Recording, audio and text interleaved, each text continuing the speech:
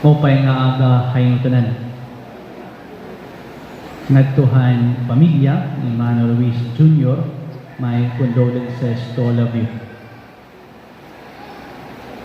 Ini atong gibubuhat pagkatitirok ini nga santos nga misa usa ini nga act of charity o work of mercy to bury the dead. Ngan labot lahan corporal work of mercy, iniimbitar gihapon kita ang pagbuhat ang spiritual work of mercy, works of mercy. And usahan mga works of mercy is to pray for the living and the dead.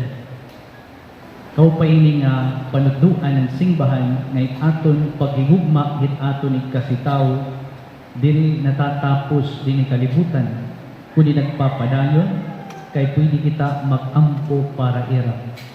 Most especially ang aton hinigugma kinabuhi nga nagkamatay na, in our case kan Manny Luis Jr. nga nanginginahanglan in pag-ampo. It is an act of charity when we pray for the eternal repose of the souls. Nanginginahanglan haran bulig, nanginginahanglan haran pag-ampo.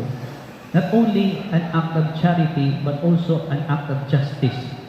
Labi na kung aton kag anak na kinarawat kita hing kaupayan and ira pagsakripisyo pagigugma aton ni balos amito act of justice. Balos naton ang ira pagigugma, sakripisyo, pagpaura aton ngayon na hirap nanginginahanglan kita't mabalos pinaaging pag-ampo para ira. Amito din papainom dumahaton kada All Souls Day yung pag-ampo pa ira ngan ang pagpamisa usay nga highest form of prayer. Amito nga napamisa kita, but we can also offer personal prayers and kada alas 8 gabi we offer 1 Our Father, 1 Hail Mary, 1 Glory be, and eternal repose of the souls.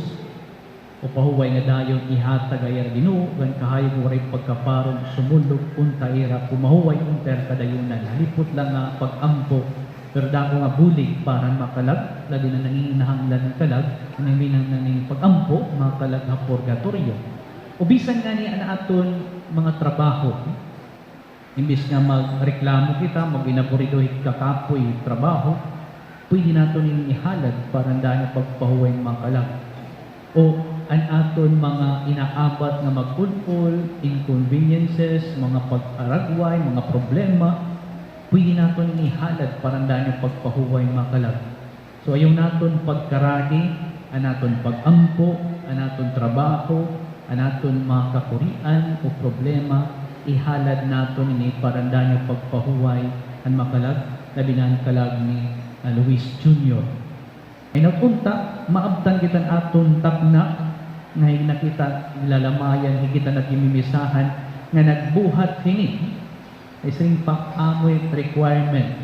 Hindi ka pwede nga sumiring na dirik maarang nga amo ngayon para makasulod ginadian han langit.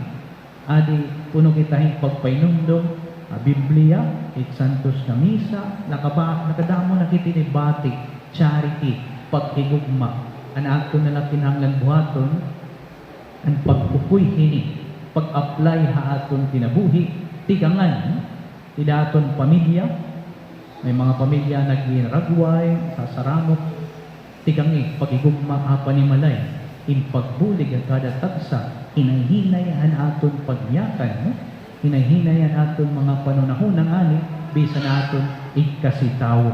Ay napunta, siling pamandi din ni Jesus, makasulod kita ang kalipay nga naguhulat na aton dito langit nga diri kita mayupod ngadton ilalabog ang kalayo nga diri napaparon dito impyerno. Amen.